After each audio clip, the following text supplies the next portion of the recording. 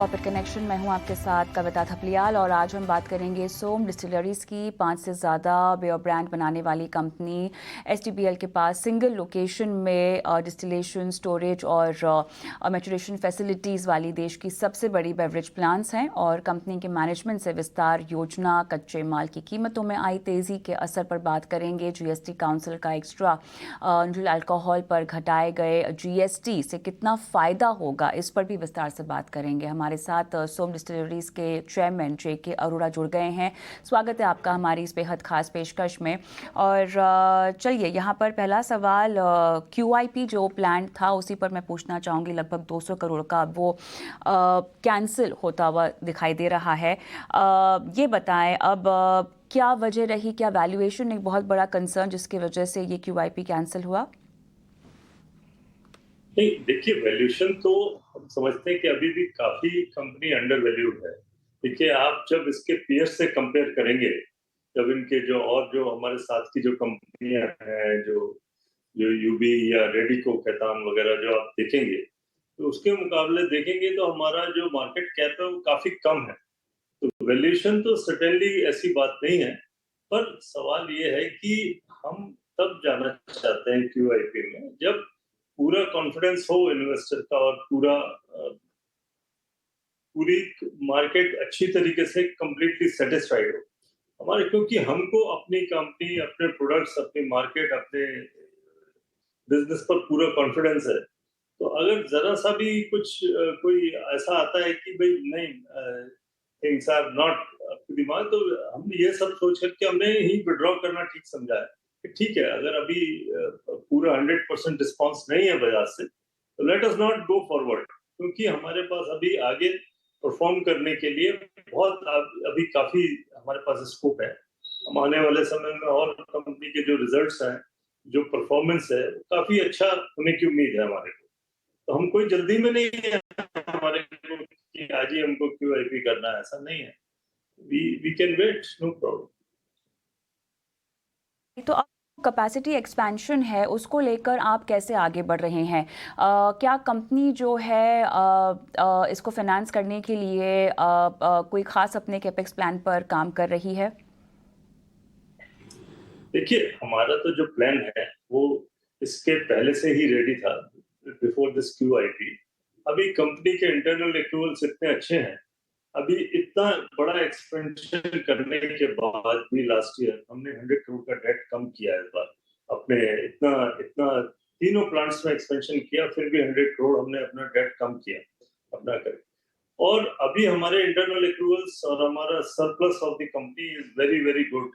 वो है हमारे पास, डेट का ऑप्शन है हमारे पास, आने वाले जो वो है, तो काफी हम अगर अभी इमीडिएट हमारा अगर कोई एक्विजिशन आता है या कोई अभी ग्रीनफील्ड टेकअप करते हैं, तो company is very much capable of handling it. कोई कोई इशू नहीं है इसमें।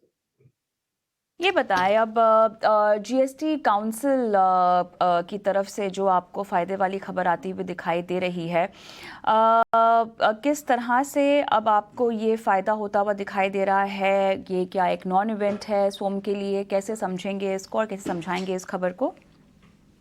देखिए ये एक इंडस्ट्री के लिए तो एक बहुत अच्छी खबर इस सेंस में है कि एक डिस्प्यूट था in between the state government and the central government. क्योंकि देखिए ये जो अल्कोहल जो है, ये कॉन्स्टिट्यूशन ऑफ इंडिया के हिसाब से अल्कोहल का मैन्युफैक्चरिंग, स्टोरेज, लाइसेंसिंग, ट्रांसपोर्ट, ये सब स्टेट गवर्नमेंट के डोमेन में आता है। जो पोर्टेबल अल्कोहल है, जो portable alcohol, not industrial alcohol. Industrial alcohol is in the domain of the central government, यहाँ पे कि जीएसटी एप्लीकेबल है। और जो पोर्टेबल अल्कोहल है फॉर ह्यूमन कंजम्पशन, वो जो है स्टेट गवर्नमेंट के डोमेन में आता है। बट इसको वन वे और अनदर जीएसटी डिपार्टमेंट इसको पुश कर रहा था कि नहीं, हमारे को जीएसटी मिलना चाहिए इस पर, जो कि I am very clear from the day one कि पोर्टेबल अल्कोहल में जीएसटी डिपार्टमेंट का कोई दखल नहीं है और उनको इस पे नहीं मांगना चाहिए। पर वो कंटिन्यूअसली इसके ऊपर डिमांड्स खड़ी कर रहे थे और बहुत सारा लिटिगेशन हो रहा था। एक तो हाई कोर्ट ने ये भी कह दिया कि नहीं, जीएसटी ठीक है ये करके, इस तरीके से। तो वो एक बड़ा डिस्प्यूट खड़ा हो गया था। सारी सारी लिकर कंपनीज के ऊपर एक बड़ी डिमांड खड़ी कर दी थी डिपार्टमेंट ने, जीएसटी डिपार्टमेंट ने, और एक बड़ा बड़ा एक इशू था सबके लिए। तो ये अब चूंकि जीएसटी काउंसिल ने क्लैरिफाई कर दिया है, तो अब एक अच्छी बात है कि एक डिस्प्यूट खत्म हो गया है कि भाई पोर्टेबल अल्कोहल के ऊपर कोई जीएसटी नहीं होगा। ये जीएसटी काउंसिल ने खुद ही क्लैरिफाई कर दिया, तो ये इंडस्ट्री के लिए एक अच्छी खबर है। इससे बहुत सारा लिटिगेशन खत्म हो जाएगा करके।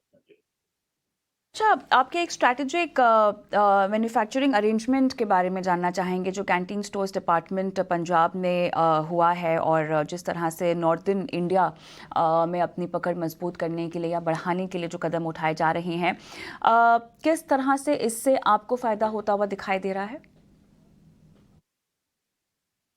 हाँ, नहीं, इससे हमें काफी बड़ा फायदा होगा। देखिए, जो जो आर्मी की जो सप्लाईज हैं, जो एक बहुत बड़ा बिजनेस है आर्मी सप्लाईज का पूरे इंडिया में, और सारे इंडिया में जो एक बड़ी जो सप्लाईज है वो नॉर्दर्न इंडिया में है, क्योंकि बॉर्डर्स जितने सेंसिटिव बॉर्डर्स है, या जो डिप्लॉयमेंट ऑफ फोर्सेज है वो नॉर्थ में ज्यादा है, चाहे पंजाब बॉर्डर हो या जम्मू एंड कश्मीर हो, या ये इस तरफ फोर्सेस का मैक्सिमम डिप्लॉयमेंट है, और लिकर का कंजम्पशन भी आर्मी में इसी तरफ ज्यादा है करके, जो कि हम सप्लाई नहीं कर पा रहे थे despite the major supplying company for the canteen stores department, हम नहीं कर पा रहे थे। तो वो हमने एक टाई अप किया है यहाँ पर अपना पंजाब में, जिससे कि हमारी सारी जो नॉर्दर्न इंडिया की जो नीड है वो काफी हद तक मीट हो जाएगा इससे।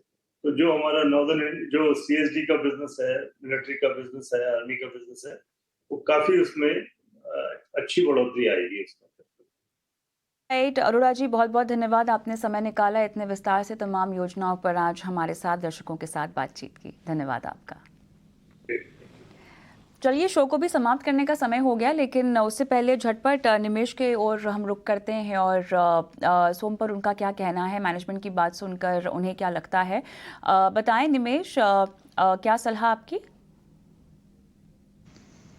देखिए, स्टॉक ने पिछले 2 साल में बेहतरीन रिटर्न दिया है। ऑलमोस्ट 35 से एक रैली स्टार्ट हुई थी और 360 हम लोग जो है स्टॉक को देख रहे हैं। एक 10 टाइम्स मल्टीपल रिटर्न जो है वो काफ़ी कम समय में आ गया है। मुझे लग रहा है कि फ्रेश बाइंग के लिए थोड़ा वेट करना चाहिए। स्टॉक यहाँ से अगर अगला फेज रहेगा वो कंसोलिडेशन का रहेगा, और जैसे ही अगर आप बात करें रिलेटिव वैल्यूएशन की, तो स्टॉक अभी सस्ता नहीं है विथ कंपेयर टू पीयर्स। तो मुझे लग रहा है कि कहीं ना कहीं एक कंसोलिडेशन का फेज आएगा या एक करेक्शन का फेज आएगा। तो I think wait and watch करना चाहिए। लॉन्ग टर्म इन्वेस्टर है उसको बने रहना चाहिए, बट फ्रेश एंट्री के लिए मेरा फिलहाल ये लेवल से मैं कंफर्टेबल नहीं हूँ। मुझे लग रहा है कि कहीं ना कहीं 270 से 300 रुपये के आसपास अगर स्टॉक मिलता है तो आई थिंक लॉन्ग टर्म के लिए बाई करना स्टार्ट करना चाहिए। बट ये लेवल से जो है वो फ्रेश एंट्री के लिए अवॉइड करना चाहिए। लॉन्ग टर्म के लिए आज से आप होल्ड कर सकते हैं।